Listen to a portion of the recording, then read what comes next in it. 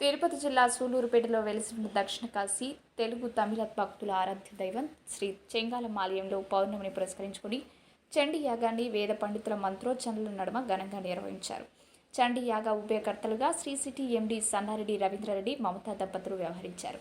భక్తి శ్రద్ధలతో నిర్వహించిన ఈ చండీ యాగ పూజల్లో భక్తులు అధిక సంఖ్యలో పాల్గొని అమ్మనిని దర్శించుకుని తీర్థ ప్రసాదాలు స్వీకరించారు.